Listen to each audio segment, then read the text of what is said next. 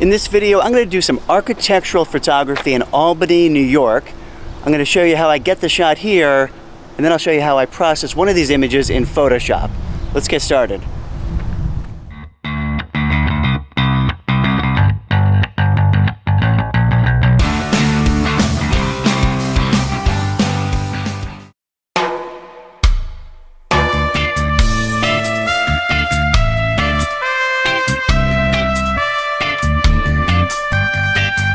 Well, good morning. I am in downtown Albany, New York. I came upstate to go to a college reunion, which I had the last couple of days, which was a blast. Great reconnecting with old classmates and friends, dear friends. I gotta head back today because I'm actually moving, but I'm stopping in Albany to take a photo of what you see behind me, which is known as the Egg.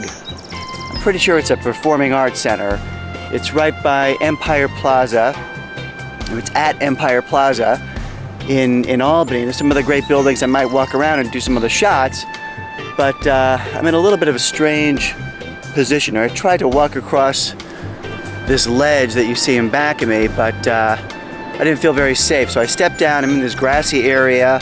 I don't think I'm supposed to be here, so I'm not going to take too long and see if I can get some shots.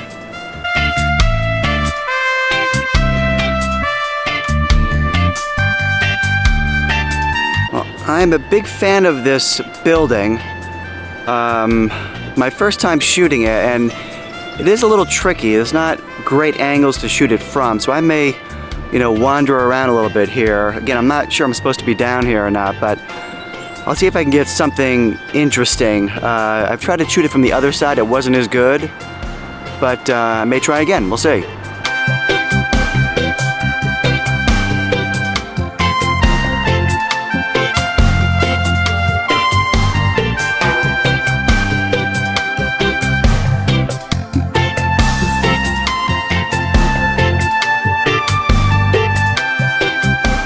Well, I got some shots from down here. I'm gonna wander around a little bit. There's other buildings to shoot as well, some pretty cool buildings. And so I'm gonna try to pop out of this little grassy area and find some other compositions. Well, I'm not quite up on the plaza yet. I'm on my way up, but I kind of caught this angle where the outside of the Egg, this building, intersects with that tower in the background. And I got some very strong geometric shapes. And so I'm going to stop here and get a shot of this.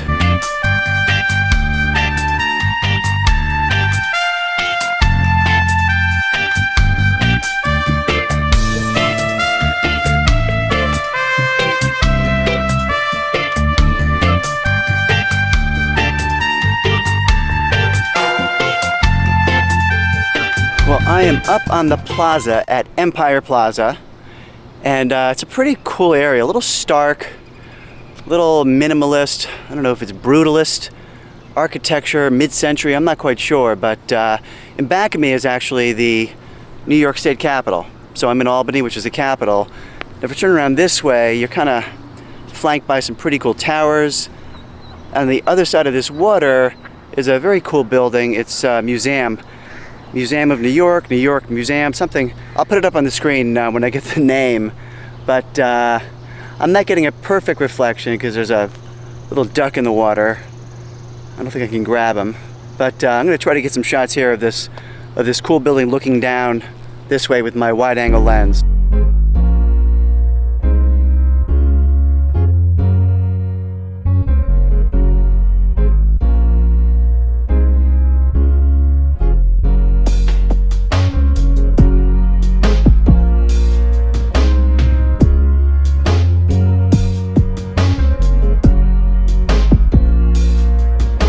Well, I am standing in front of one of these towers.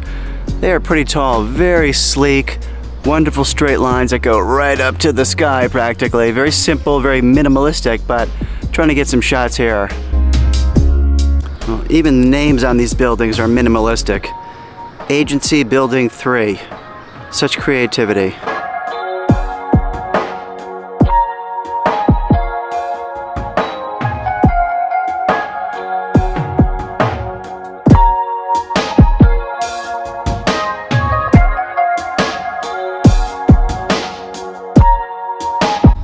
Well, I wish there were some clouds in the sky. I would love to get some streaking clouds with a long exposure above these buildings.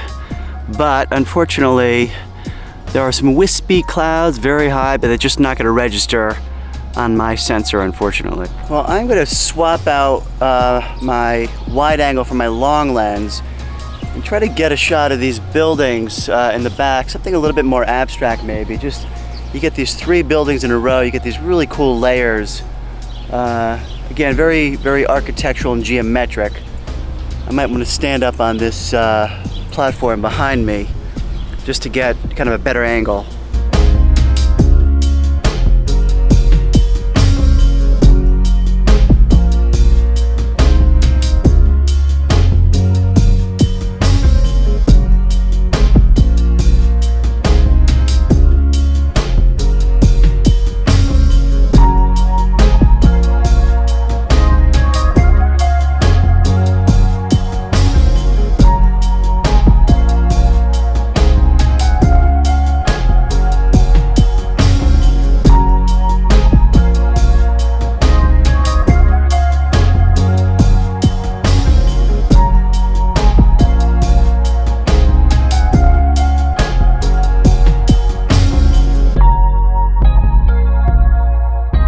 So I found this angle where I can see the numbers on each of these buildings, 4, 3, 2, 1 in descending order. So I'm just getting it from this angle, see what I can come up with.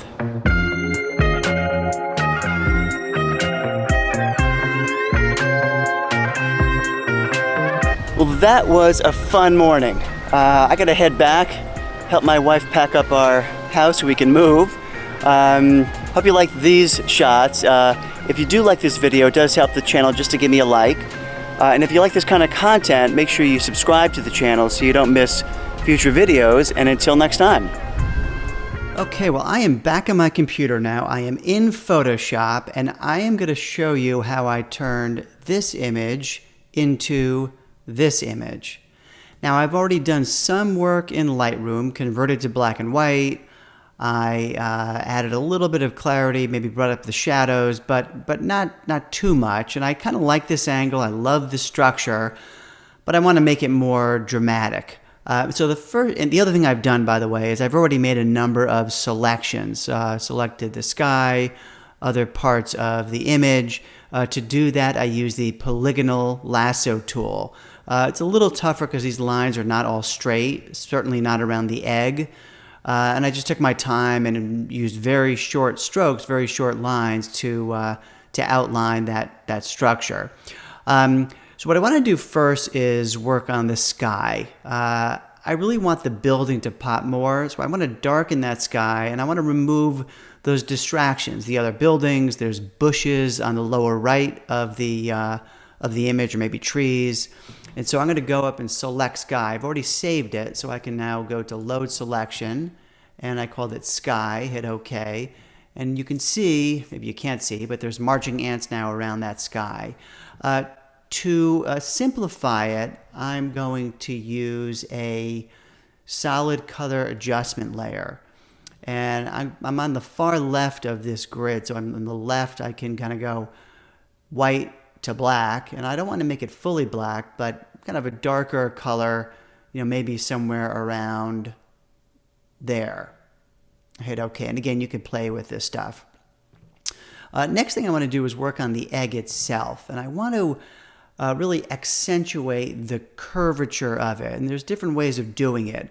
I'll show you how I did it. So let me just go to that selection. I can go to select, load selection, and hit egg, which is what I named it.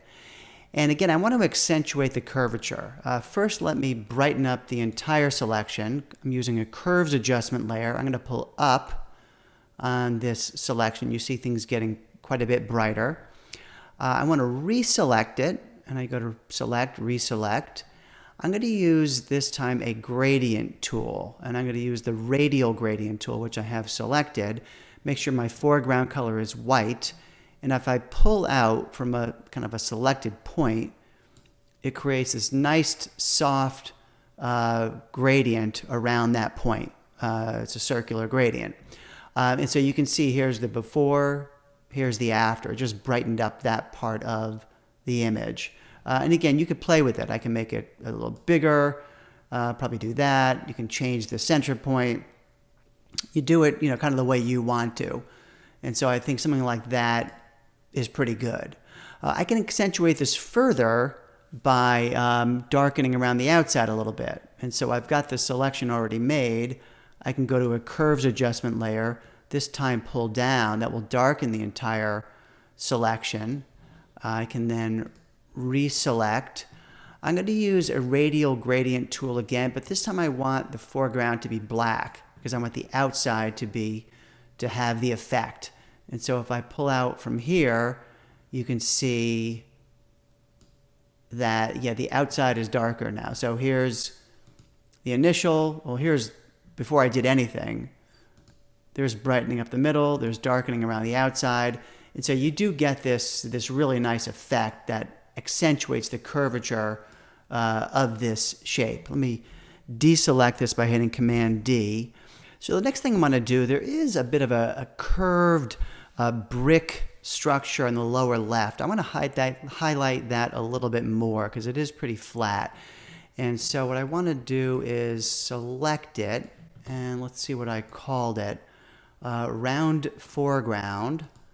And I'm going to use a similar technique. I'm first going to brighten up the selection by using a curves adjustment layer and pulling up, and you can see that part of the selection getting brighter. And then I'm going to reselect it, use the gradient tool. This time I'm going to use, instead of the linear or the radial gradient tool, I'm going to use the reflected gradient tool. And so when I pull out, my foreground color should be white, which now it is. When I pull out from the center, just that center portion is brighter. And again, you could play with it a little bit and get it to your liking. And similarly, I'm going to darken the outside a bit. So it's already selected.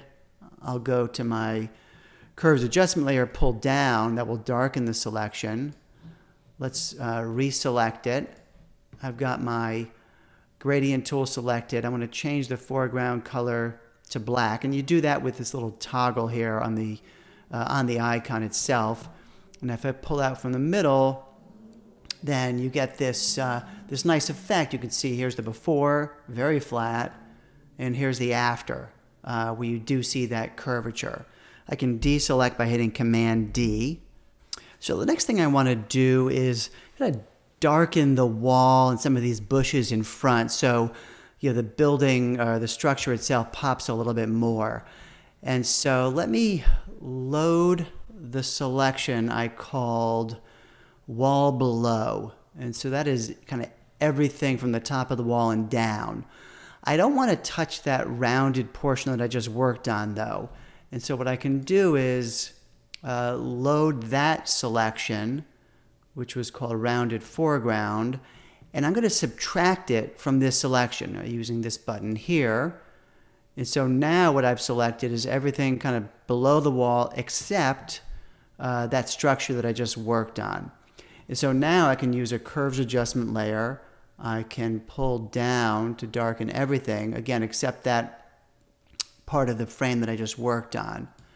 And so here's the before, here's the after. And you can see the building pops a little bit more now. Lastly, I just want to add a little bit of gradient to the sky, just because it is a little flat.